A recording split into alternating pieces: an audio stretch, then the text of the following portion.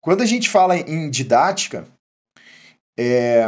existe então algumas ferramentas, que é o próprio planejamento, o plano de aula, e algo que é fundamental, que é o estabelecimento de objetivos. Então, dentro dessa ideia de didática, nessa questão conceitual ainda, né, que é a arte de ensinar, então, uma das questões fundamentais é estabelecer o objetivo. Ou seja, o planejamento, o plano de aula, ele vai estabelecer o caminho. Né? O planejamento e o plano de aula, ele é o caminho, é a pavimentação, né, do caminho.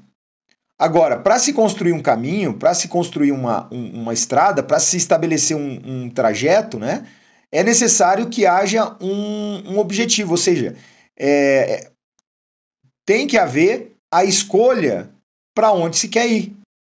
Por exemplo, você quer ir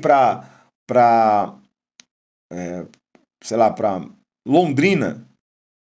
A partir do momento que você estabelece o seu objetivo, que é Londrina, você vai planejar, você vai conseguir fazer o teu roteiro de viagem. Por exemplo, você vai pegar um Uber. A primeira coisa que o Uber pede, o aplicativo, né, a inteligência que está por ali, o que ele faz? Ele pede, para onde você quer ir? Ponto. Porque dependendo para onde você quer ir, ele vai ter a condição de criar o quê? O trajeto. E até mesmo estabelecer o valor a ser cobrado, que aí vai depender do tráfego, vai depender de como que está a questão de congestionamento, o fluxo de veículos. Então, são todos detalhes que a inteligência que está ali por trás do aplicativo, ela analisa. Né? Então, nessa questão de ensino, a primeira coisa que tem que ser estabelecido é qual o meu objetivo de ensino. Qual o objetivo? Às vezes a pessoa fala assim, mas isso é muito óbvio, Mark. É? Então tá. Qual é o teu objetivo, então, no processo como instrutor? Como instrutora? Qual que é o teu grande objetivo? Já parou para pensar? Né? Alguns falam, não, Mark, é ensinar a dirigir. É mesmo? É ensinar a dirigir mesmo? Hã? Porque a maior parte do processo que eu tenho visto, né, pela minha vivência, não é isso. O objetivo é a habilitação. É fazer com que aquele aluno tire a habilitação. Ponto, acabou. Né?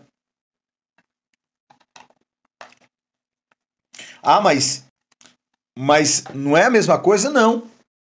Aliás, vocês são instrutores, vocês sabem muito bem que não é a mesma coisa. Tirar a habilitação e dirigir não é a mesma coisa.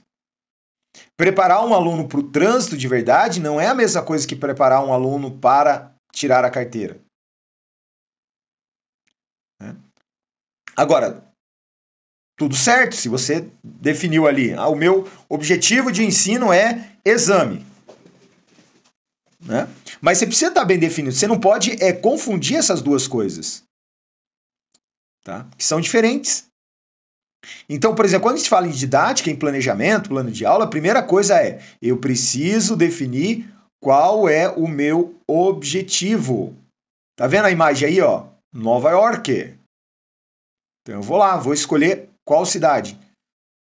No caso aí da imagem, a gente escolheu Nova York, mas pode ser qualquer um. Qual é o local que você quer ir? E aí eu faço a pergunta para reflexão de vocês com relação a essa questão da formação, né? Será se o objetivo que você tem estabelecido, ou que você tem levado os alunos, é realmente o que eles querem? Ou o que eles têm necessidade? Então essa é a pergunta. Então assim, porque geralmente o aluno, como que é a dinâmica, né? Vamos conversar um pouco sobre isso. Como que é a dinâmica? Então o aluno, ele chega na autoescola, ele chega lá e fala, eu quero tirar a carteira. Mas o aluno em si,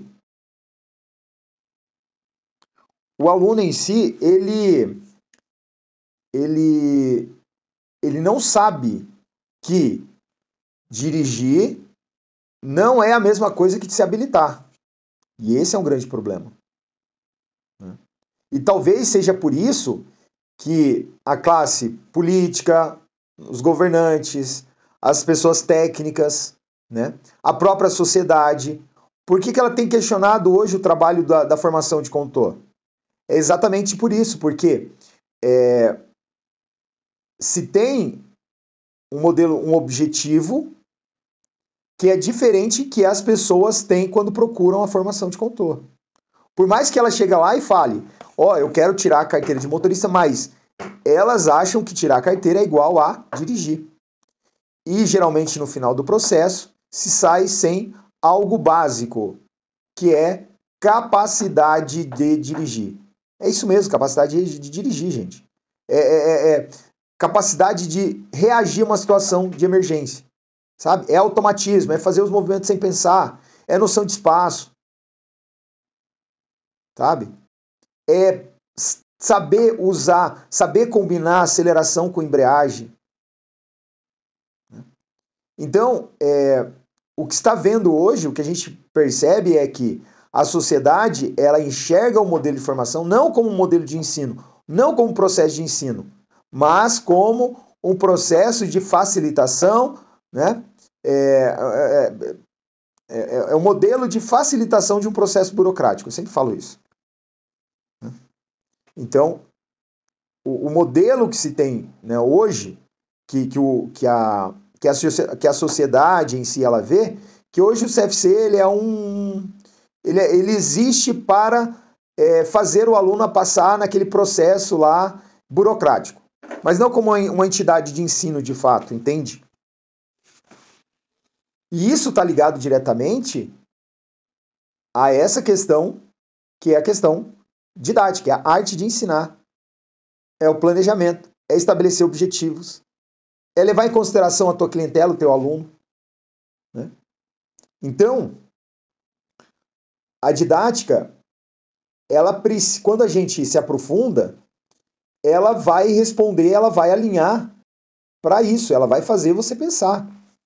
Porque na hora de planejar, por exemplo, eu vou planejar aulas, eu vou planejar meu curso, né?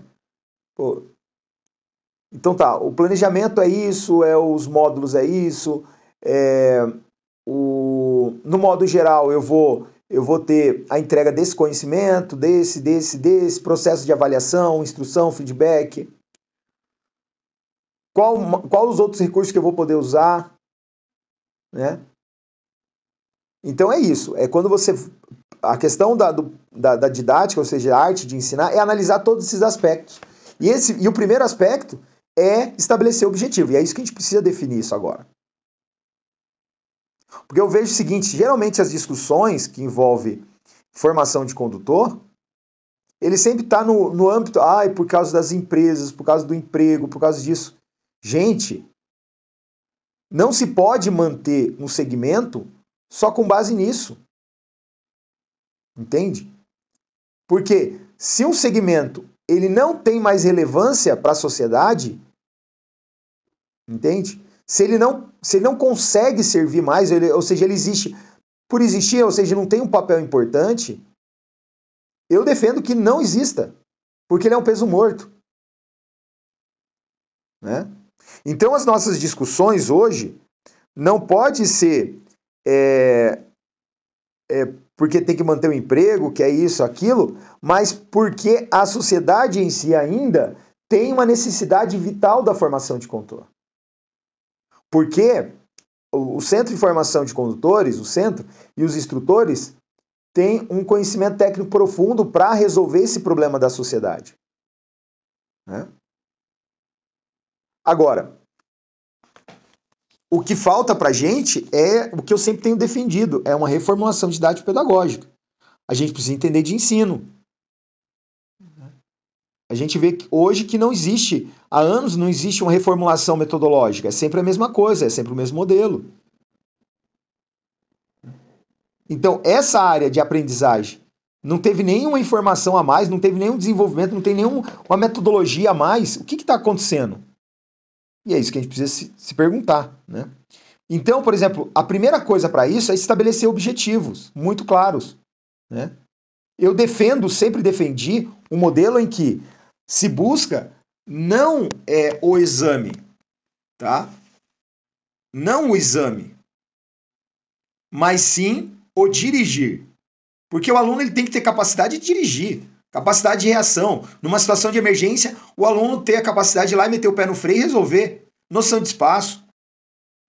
Agora, em muitos casos, a gente vê alunos saindo para exame confundindo freio com acelerador. Isso é grave. Ah, mas não teve condição de ensinar?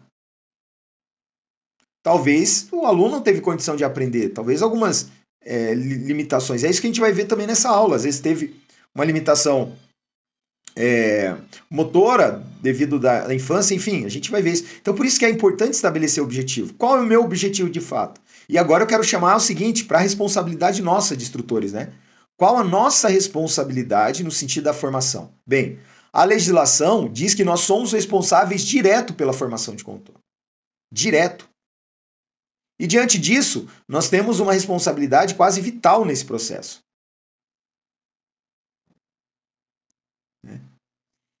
E um deles, o principal, é realmente ensinar a pessoa a dirigir. Eu defendo que as pessoas têm que sair conscientes. Eu entendo que as pessoas têm que sair com habilidade, etc, etc. Mas o principal disso é capacidade de dirigir de fato. Porque não adianta você ter consciência, não adianta você ter um monte de coisa, né? E você não chega num momento de emergência, você não sabe reagir. Então, nós precisamos realmente pensar em qual objetivo eu espero do meu processo de formação de condutor. E aí eu tenho duas coisas, né? Eu tenho duas coisas muito claras hoje, que é passar no exame. Ó, o meu objetivo aqui para você, cliente, é aprovar você no exame. E o outro, você tem lá, de fato, ensinar a dirigir. Agora, por que quando o meu foco, o meu objetivo é em fazer a pessoa passar no exame, porque a rota para isso, ou seja, o processo para isso, não vai levar em consideração a capacidade dessa pessoa de dirigir de verdade. Porque se o meu negócio é exame, para que eu vou ensinar o aluno a ter aquela habilidade da combinação de freio, de embreagem e acelerador? Não, é só exame. Isso aí é até confuso, não vou nem fazer isso. O que eu vou fazer? Ah, eu vou nem vou ensinar ele a fazer isso. Eu vou ensinar ele a arrancar fazendo meio embreagemzinha. Pezinho no freio, carro tremendo. Para que eu vou fazer ele ter esse domínio? Fazer com que ele tenha essa sensibilidade, né? Por que eu vou ficar perdendo tempo em aulas de automatização, repetição de movimentos, se o meu objetivo é a carteira? Na carteira não precisa ter isso para o exame, né? Que é o que a gente sempre fala, aquele modelo de adestramento. Então, quando você tem definido um objetivo, o processo, ou seja, o caminho, ele vai ser direcionado para aquilo. Então, toda a metodologia, todo o trabalho, quando se é focado, por exemplo, em passar no exame, é óbvio que todo o processo vai ser em cima disso. Aliás, a linguagem, né? Você vai ver a linguagem mesmo. Eu vejo assim, instrutor, quando ele vai falar, por exemplo, da importância do uso da seta, da sinalização. Olha só a linguagem como que ela muda. Quando o objetivo é tirar a carteira, é exame, o instrutor sempre vai falar assim, olha, cuidado, viu? A seta é 3 pontos. Então, assim, você vai ter que dar a seta para tudo. Qualquer coisa que apareça ali, você vai ter que dar a seta para desviar e para voltar. Porque se você não der seta 3 pontos, qualquer coisa que você fizer, você vai reprovar. Esse é um tipo de linguagem direcionado para aquele tipo de objetivo que é exame. Agora, olha só como muda a linguagem quando eu escolho um outro tipo de objetivo. No caso, ensinar a dirigir. Olha, quando eu falo da seta, olha o seguinte, o uso da seta é importante, aliás, ele é obrigatório, e também é uma questão de educação, aluno. Né? Aí você fala o nome do aluno lá, né? Mas é uma questão de educação. A única forma de se comunicar que você tem no trânsito é através da sinalização, onde você vai indicar qual a tua intenção, de virar direita, esquerda, né? Mudar de faixa. Então, dentro disso, a sinalização ela é fundamental, é uma questão de cidadania. Agora, veja só as duas coisas. O aluno que aprende dentro de uma linguagem de exame, inconscientemente, o que ele vai aprender? Que aquela ação é para exame. Aquele jeito de dirigir, é para exame. Porque tudo é focado no exame. Aliás, já na primeira aula já só fala de exame, né? Então, quando o objetivo, de fato, é ensinar a dirigir, a habilitação e o exame vai vir como consequência. Olha só, eu sempre digo isso. Uma pessoa que passa no exame não necessariamente sabe dirigir. Agora, uma pessoa que aprende a dirigir de verdade, é impossível ela não passar no exame. O exame ele é consequência de um trabalho maior, entende? Agora, olha só, ainda dentro do planejamento. Quando eu estabeleço um objetivo bem definido, eu vou buscar o quê? Eu vou buscar recurso. É como uma construção. Imagina uma construção. Você tem dois tipos de construção. A construção de uma casa, que é o exame, que eu sempre chamo isso, né? Você monta ali uma casa, é o exame. Aquela casa, ela exige o quê? Ela exige um terreno, ela exige uma fundação, né? Ela exige um projeto para erguer, ela exige paredes, etc, etc. Então, mesmo um projeto, um projeto desse, ele vai exigir de você, né, tudo isso aí, um planejamento anterior. E antes disso, você precisa escolher qual tipo de construção você quer fazer. Mas, do lado disso, tem uma outra construção que é muito mais complexa, né? Exige um terreno maior, existe uma fundação maior, exige um número maior de pessoas atuando na construção, né? Mas é um tipo de construção que realmente vai chamar atenção, vai trazer uma beleza maior talvez para aquele local, uma utilidade melhor para aquele local, que é um prédio de 20 andares, né? Então, tudo se inicia dentro da didática com o objetivo, né? E o objetivo.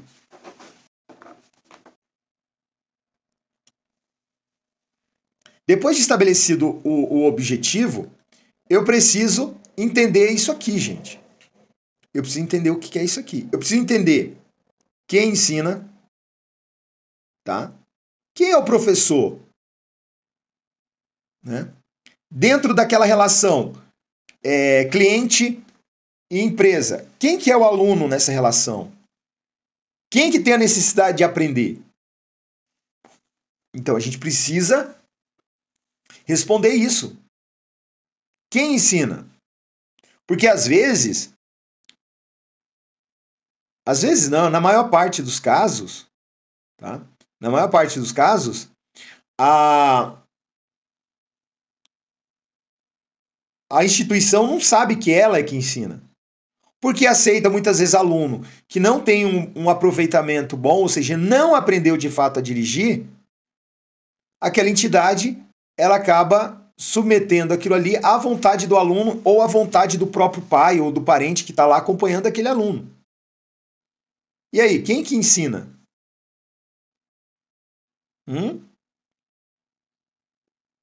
Então, essa é a pergunta que deve ser feita. E deve ser respondida, né? Então, quem é o professor nessa relação? Quem ensina? Por exemplo, eu, instrutor de trânsito, quando eu estou no carro, eu sou realmente o professor? Quem é o professor ali?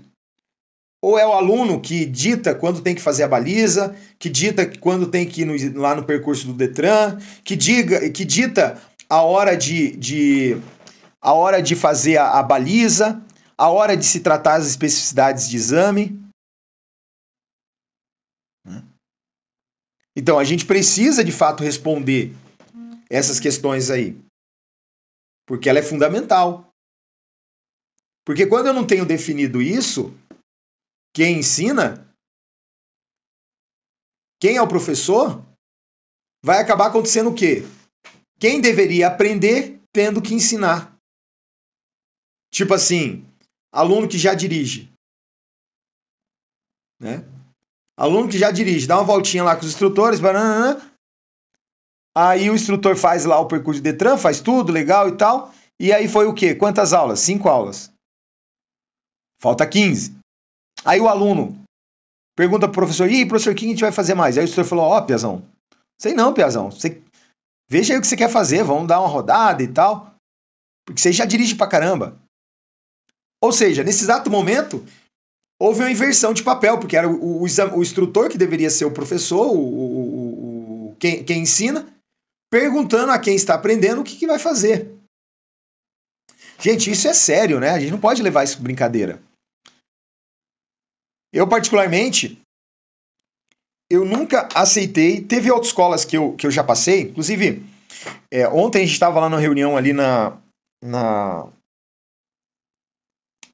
pô, esqueci o nome da entidade. Mas aqui em Curitiba, a gente estava num encontro dos CFCs lá, de educadores, enfim.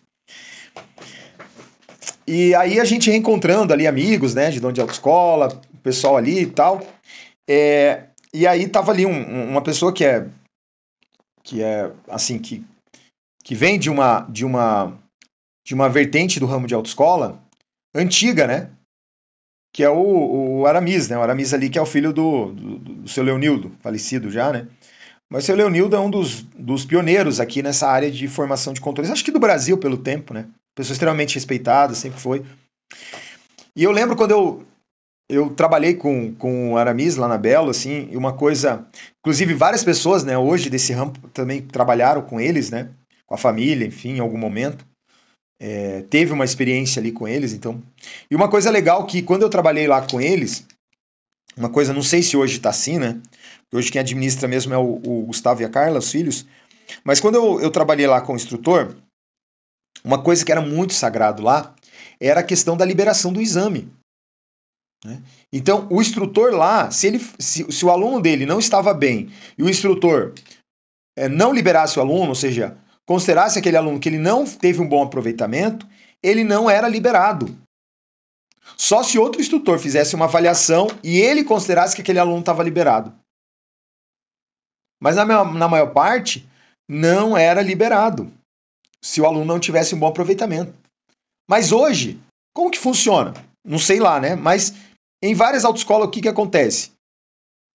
Quem decide, quem ensina, quem decide que vai liberar ou não é, às vezes, auxiliar administrativa. É a menina da recepção. Né?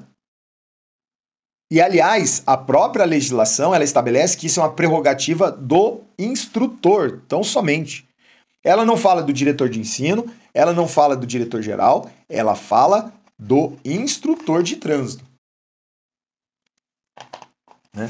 Então, para o trabalho do instrutor, a primeira coisa que ele precisa definir é quem ensina, quem é o professor.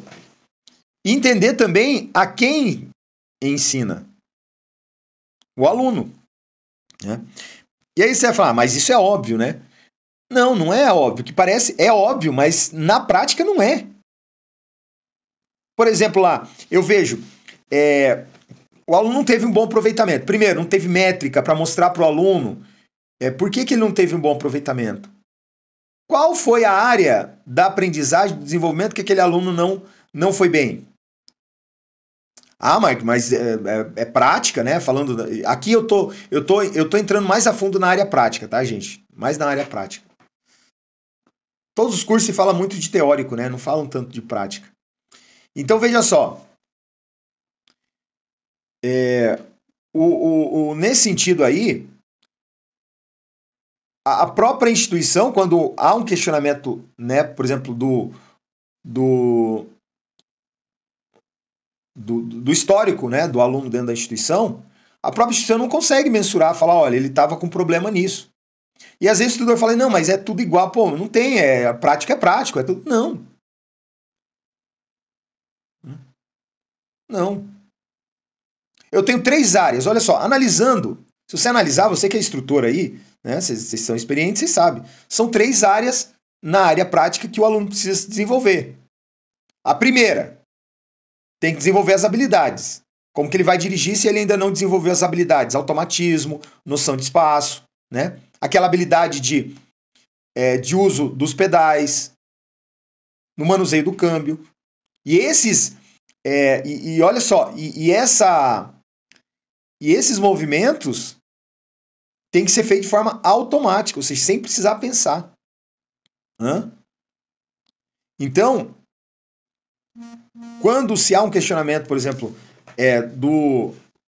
do histórico daquele aluno, não consegue apresentar. Ou seja, o próprio aluno ele tem um processo de auto-engano, porque ele dentro do processo, por exemplo, a maior parte dos instrutores das autoescolas não tem um modelo de avaliação.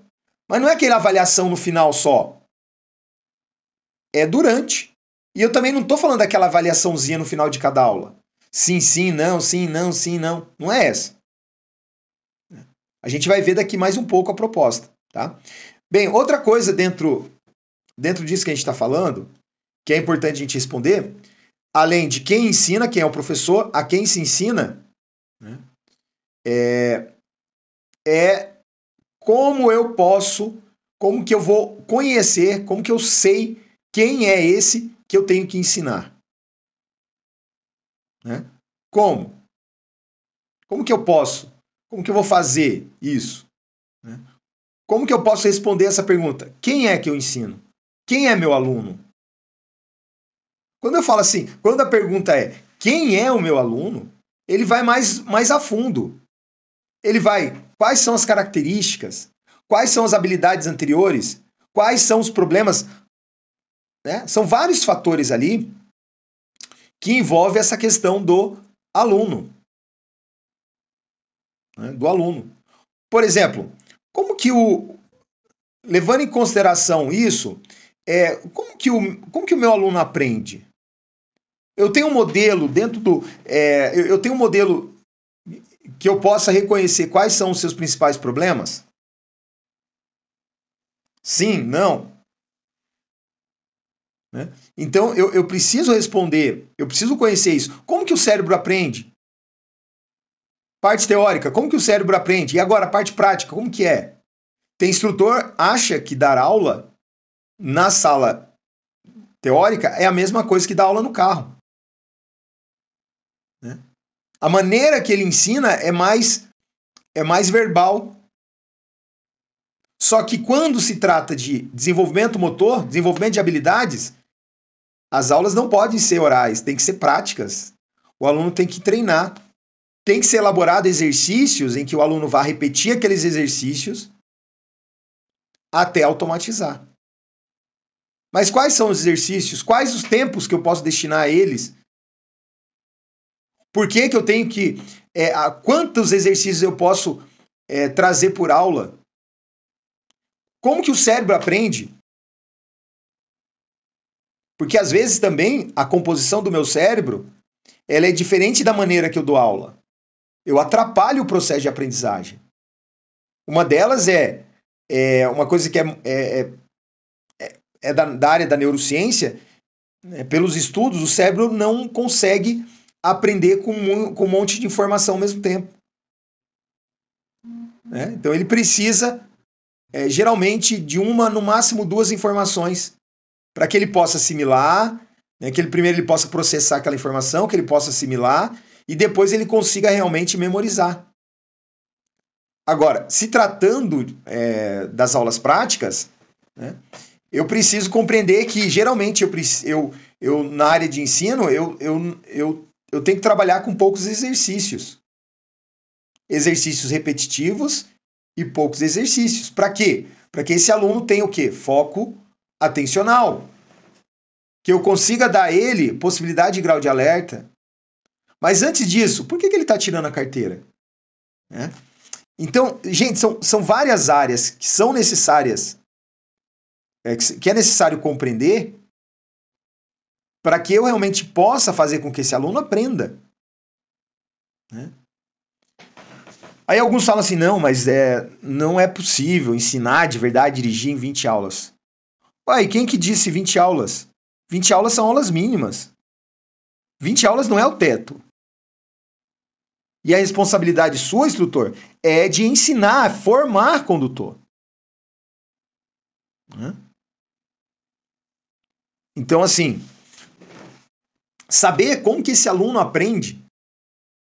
Eu vejo muito CFC que o aluno fecha a matrícula e ele não faz questão nem de conhecer, né? O aluno lá. Mas o que é conhecer? Não é só conhecer qual é o seu nome e tal. Não. É saber se ele. Como que está a escrita dele. Mandar ele escrever lá um texto, um parágrafo lá, 2, sei lá. Por que ele está na autoescola? Por que ele está fechando a matrícula? E ele escrever. Só aí você já tem duas informações importantes. Dependendo da escrita, você vai perceber que ele talvez possa ter problema na aula teórica. Às vezes não tem leitura direito, não vai compreender, não vai conseguir interpretar, né? Outro fator, ele demonstrando por que ele está ali na autoescola, é o grau de motivação dele, né? Para que haja um processo de aprendizagem, a primeira coisa tem que ter uma motivação para aquilo. Né? Algumas pessoas falam, não, a motivação não é importante, o importante é persistência. Ah, é? Alguém consegue persistir sem ter uma motivação? Impossível. Tá? E por que é impossível? Porque o cérebro da gente ele tem um sistema de recompensa dopaminérgico. E esse sistema, quando ele não enxerga que vai ter uma recompensa, ele não vai ajudar. Aliás, ele vai atrapalhar. Então, por isso que é importante o grau motivacional dele para aquele curso. Porque geralmente aluno que não tem um grau de motivação, ele nada para ele tá bom, né? Recepção não tá bom, nada tá bom. Outros fatores que também envolvem a aprendizagem é o grau de alerta, né? Qual que é a capacidade, ou seja, o que aquela mente daquele aluno, o cérebro daquele aluno está dando realmente atenção àquilo que ele está aprendendo? Porque às vezes o aluno pode estar lá com um monte de compromisso, né? Tem lá uma pressão gigantesca de outras áreas, e aí ele não está ali, ele não consegue ter um grau de alerta legal, ele está em outro mundo, ele não tem o foco atencional necessário. Aliás, grau de alerta e depois foco atencional, eles estão interligados. Saber quem que é esse aluno, viu, gente? Saber quem é esse aluno, saber quem é o nosso aluno, envolve não só saber o nome dele, compreender a idade, mais ou menos, mas também compreender outros aspectos importantes que é muito fácil através de de um questionário, tá? Por exemplo, questões experienciais, questões que envolvem o ato de dirigir. Por exemplo, um aluno que chegou lá e através de um questionário você observou que ele tem uma certa experiência com o veículo já. Né? Então, você sabe que nas aulas esse aluno ele vai ter um desenvolvimento motor de habilidades muito mais rápido. Agora, por exemplo, você fazer um questionário e perguntar: você praticava esporte quando era criança? Né? Qual o nível, né? Você praticava exercício físico e tal? Porque esse é um tipo de perguntas que pode ser feitas que vai dar resposta depois a um problema do aluno. Né? Um problema do aluno. Por exemplo, tem uma questão que geralmente os instrutores eles levantam e eles não sabem responder isso. Por que que um professor ou um nerd, eu já vi essas perguntas, eles, na linguagem, né, eles são mancos, ou seja, eles demoram mais para aprender. Eu já vi isso num grupo de instrutores, essa pergunta. Por que que o professor ele é tão inteligente e tal, mas na hora que ele vai para as aulas práticas, é aquela pessoa que demora mais para aprender, aquela pessoa que não consegue, que reprova um monte de vez, né? Alguém sabe responder isso aí ou não?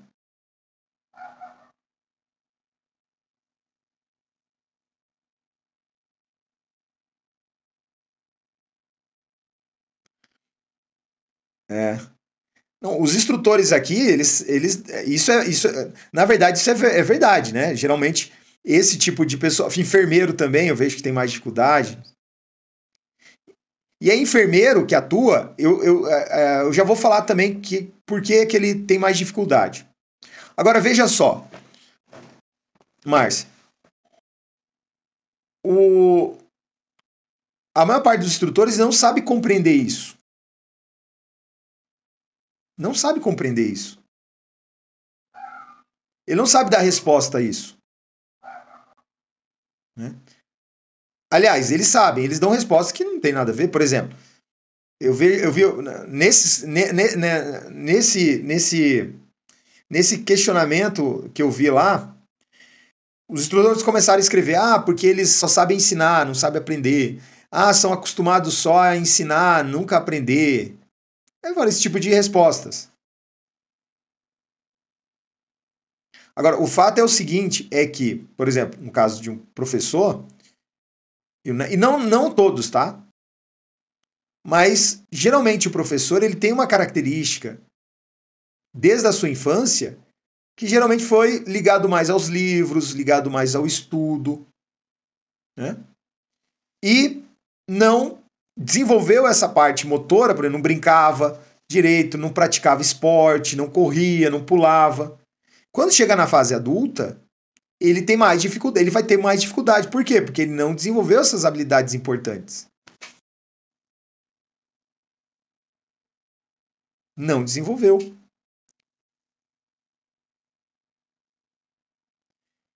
Então, analisando isso aí, a resposta é muito simples. Não houve o desenvolvimento de habilidades motoras necessárias, ou seja, no mesmo nível das demais pessoas. Por quê? Porque a característica dela era de quê? De não brincar, não pular, não. E aí quando chega na fase adulta tem uma limitação, vai ter que se desenvolver, né? E aí tem a classe de enfermeiros também, né? Gente, enfermeiro, ele dá plantão, ele fica sem dormir. Isso aí tá ligado diretamente à questão do grau de alerta e foco atencional. Se ele não tem grau de alerta, ele não tem foco atencional. Se não tem foco atencional, não tem assimilação, não tem retenção e não tem processo de memorização. Ponto, acabou. Então, ele treina num dia, no outro dia, daqui mais uns dias ele esqueceu tudo. Por quê? Porque a falta de dormir também, ela compromete o processo de memorização. Né? Ou ela demora mais para memorizar. Então, isso é conhecer o meu aluno. Por exemplo, também tem outra questão que é fácil também identificar, é a questão da, da questão emocional, né? Emocional. Ou seja, de repente ele teve uma experiência ruim lá no trânsito. Pode ter tido até uma experiência ruim aprendendo a dirigir antes de dar o início tirar a carteira, de se habilitar, de aprender a dirigir. Então lá atrás, provavelmente foi tentar aprender a dirigir com alguém, teve algum susto ou teve aquela experiência ruim, de repente aquela pessoa não era a pessoa qualificada para ensinar, ainda mais tratando de um ente querido, de uma pessoa querida da família, porque geralmente é isso que acontece. Aí o que ocorre? Quando ele vai para a aprendizagem, ele pode ter uma resposta emocional diante daquelas aulas. Né? Então isso é conhecer aluno. Exatamente, Márcio. E isso acaba levando. E às vezes, viu, o próprio aluno ele pode ter uma resposta emocional nas aulas. Ele pode ter uma resposta emocional nas aulas. E o instrutor precisa compreender isso. Precisa entender as causas disso, né? Ou tentar entender, né? Então isso acaba também atrapalhando no processo da aprendizagem. Então, conhecer o aluno, no nosso curso aqui de formação de instrutores, tem um trabalho bem legal que a gente faz que é a construção do persona, vários tipos de persona. O que é persona? É um aluno imaginário, é uma pessoa, né? E aí lá ele estabelece ali para aquela pessoa várias características, idade, qual o tipo de trabalho, né? Qual a função daquela pessoa, qual o dia a dia daquela pessoa, ele vai lá criando aquilo. E para que isso? Por que isso é importante, você criar vários aspectos de persona? Por exemplo, você faz lá um aluno imaginário. Vamos colocar aqui o Lucas.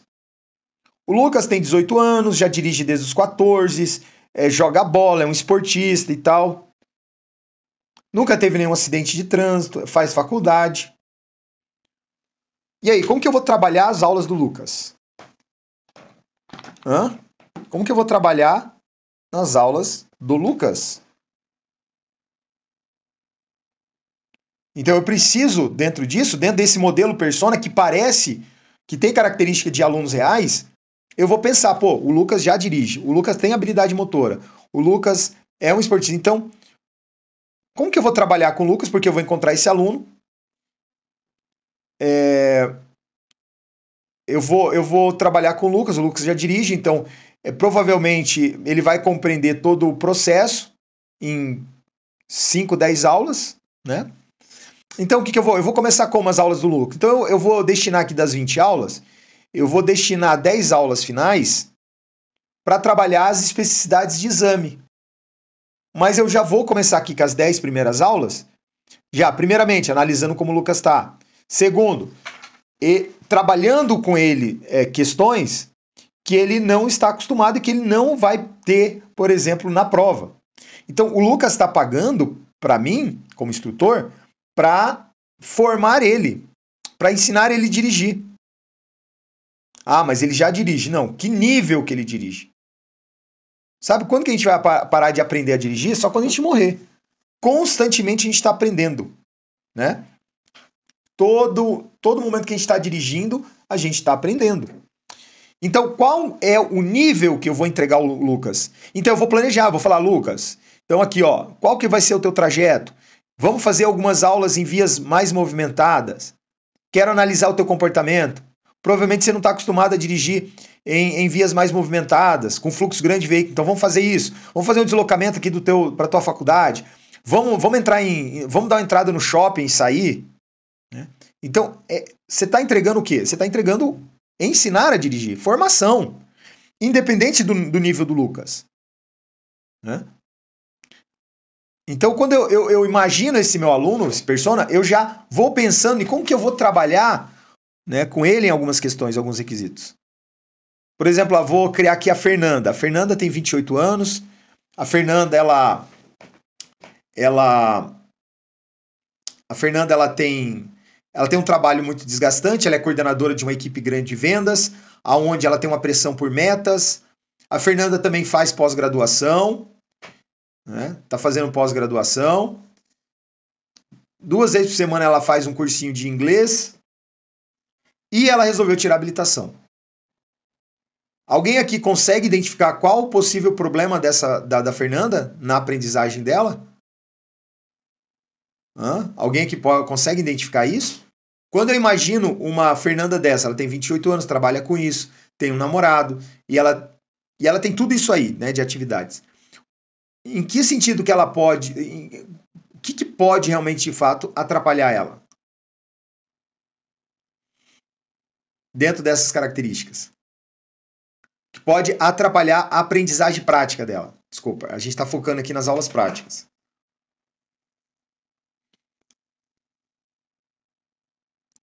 Consegue responder alguém aí?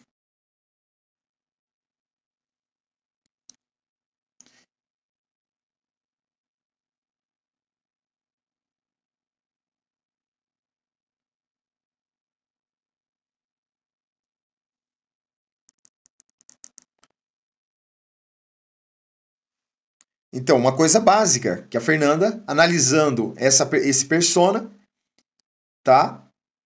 Uma das coisas que pode acontecer no processo dela é a falta de grau de alerta.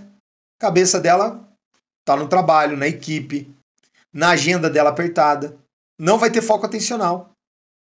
Vai demorar no processo de automatização e memorização. Então,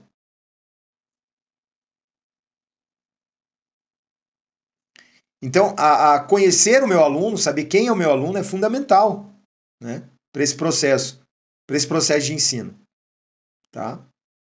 Como que eu vou estruturar as minhas aulas dentro desse modelo, dentro dessa capacidade mental que todos nós temos? E aí eu preciso entender um pouco também de como que se aprende, como que o cérebro aprende. Né? Isso entra na área da psicologia da educação, que deve ser, aliás, é matéria aqui no nosso curso de formação de instrutor, psicologia da educação. Como que o cérebro aprende? Como que a neurociência explica o processo de aprendizagem?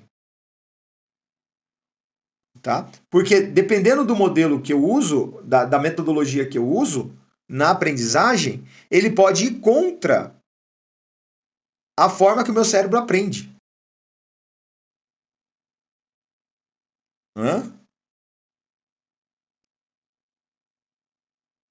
Hã? Então, eu preciso analisar todos esses fatores.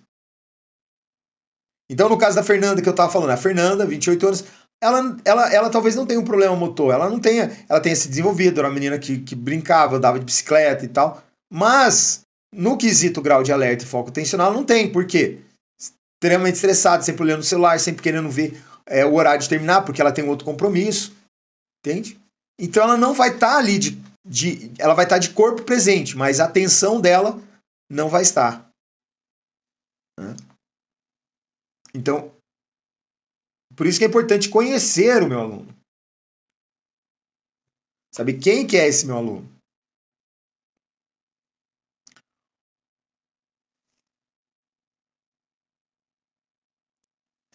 Na, na,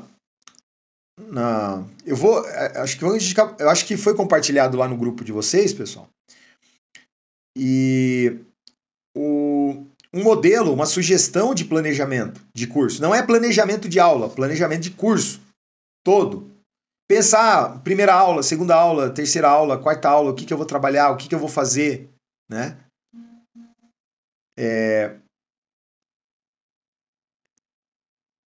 Dependendo da condição do aluno, como que eu vou montar aquela aula? Por exemplo, o Lucas, ele já dirige, então, pô, eu tô com um aluno nessa característica, o que eu vou fazer com ele? Já um aluno que não sabe nada, dirigir ou sabe muito pouco, como que eu vou trabalhar? Qual vai ser a estrutura? A neurociência diz que nós aprendemos por partes. Né? Por exemplo, somente envolvendo habilidade motora, né? Como que eu aprendo a tocar bateria? É uma coisa de cada vez, né? O que ensina? Qual o conteúdo? Que ensina? Qual é o conteúdo? Então, qual é a informação? Qual o conhecimento que eu vou entregar para aquela pessoa? O conhecimento que eu estou levando, ele realmente vai ajudar aquela pessoa? Então, qual é o conteúdo? Por exemplo, nas aulas práticas, qual que é o conteúdo?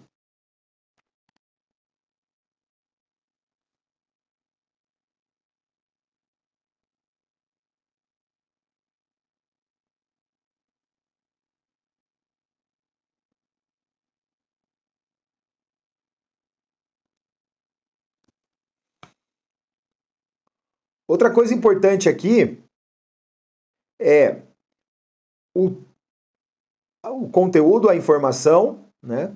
Escolher o tipo de linguagem que vai ser apresentado isso aqui. E aí a questão do ambiente. Onde? Onde eu vou ensinar? Onde eu vou entregar? Onde eu vou entregar esse conteúdo? Onde eu vou entregar esse conteúdo? Né? Então, é importante definir isso aqui. Por exemplo, aula prática. Aonde que eu vou iniciar a aula desse aluno? Por exemplo, inicialmente no desenvolvimento da habilidade motora, eu tenho a necessidade de ter um ambiente controlado, porque eu vou ter que ensinar os exercícios, para e sai, arranca, exercícios de troca de marcha. Então, aonde vai ser isso? né? Então eu preciso de um ambiente que me dê essas condições que eu possa ensinar, que eu possa entregar esse conteúdo. Estratégias, né? Como que se ensina? Quais serão as minhas estratégias?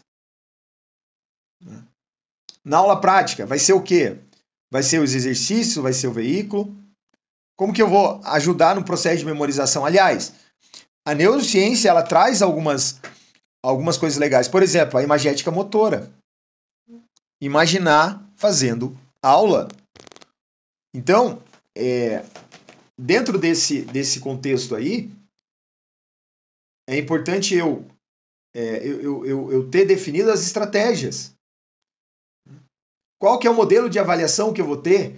Esse modelo de avaliação, qual que é a finalidade dele? É saber do conhecimento dos alunos, do aluno, ou fazer com que esse aluno ele tenha uma autoconsciência. Nas aulas práticas, né, o instrutor ele sabe exatamente como está o aluno. Então, teoricamente, ele não precisaria, pensando nesse sentido, que a avaliação é para medir o conhecimento do aluno, mas a avaliação ela tem uma outra importância, trazer para o aluno um autoconhecimento. Porque às vezes o aluno ele pode sofrer do autoengano, né? Ou seja, ele pode sofrer do autoengano, ele imagina que ele está uma coisa e não está. E às vezes o instrutor está lá fazendo aquela avaliaçãozinha lá, sim, sim, não, legal e tal. E o aluno acha que ele está bem. Às vezes o instrutor não tem um modelo de feedback sincero. Aí quando o aluno chega lá na 15ª aula, que ele está vendo que ele não aprendeu direito, que ele não tem domínio do carro, que ele não tem aquela sensação de domínio, ele sente que ele não está dominando, ele sente que tem um risco real de bater o carro. Então, dentro desse contexto, quais são as estratégias que eu devo usar? E aí, por que se ensina? Você tem o seu porquê? Por que você é instrutor?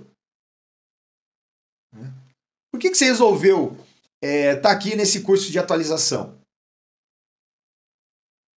Qual é o teu objetivo? Aí eu não estou falando no teu objetivo só de ensino, teu objetivo pessoal também, porque é isso que vai levar você para frente, né? Então, quais são? Se tem isso bem definido, porque isso também vai te ajudar a ser um profissional bom ou um profissional meia boca, né? Então, isso precisa estar bem definido. Então, olha só, dentro desse contexto, eu preciso alinhar tudo com os objetivos de estudo, com meus objetivos do planejamento, né? Tem que estar tudo alinhado, para que realmente eu possa entregar o melhor, ou seja, que eu possa, de fato, ser considerado um professor, que eu possa, de fato, exercer uma atividade de ensino, né? Ser instrutor, gente, não é só sair lá soltando lá qualquer tipo de informação na rua, sem saber, assim, e isso assim, ó, eu não vou dizer que a culpa é de quem e tal, sabe? Porque muitas vezes o curso de formação profissional, ele é diferente da realidade, né? Às vezes há um desconhecimento por parte dessas entidades da realidade, né? Existem algumas exceções, claro, existe alguns instrutores que ministram curso para instrutores que têm um conhecimento muito profundo, né? Sobre a área de trânsito, sobre esse mundo de CFC, de formação. Que aí consegue entregar um conteúdo mais alinhado com a realidade. Mas o que é de verdade é que a maior parte dos instrutores, eles aprendem por osmose, ele aprende vendo um outro instrutor fazer, né? E às vezes ele nem entende. Por exemplo, por que as aulas são de 50 minutos? Por que as aulas são contadas de 50 em 50 minutos? Por que não é de 1 hora? Alguém já parou para pensar nisso ou não?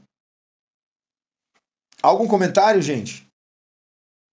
Deixa aí o comentário de vocês, o que você acha. Marco, concordo, não concordo. Faz sentido, não faz sentido. Então finalizamos por aqui.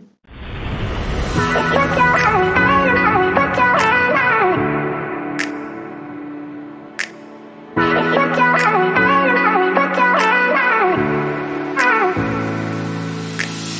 Música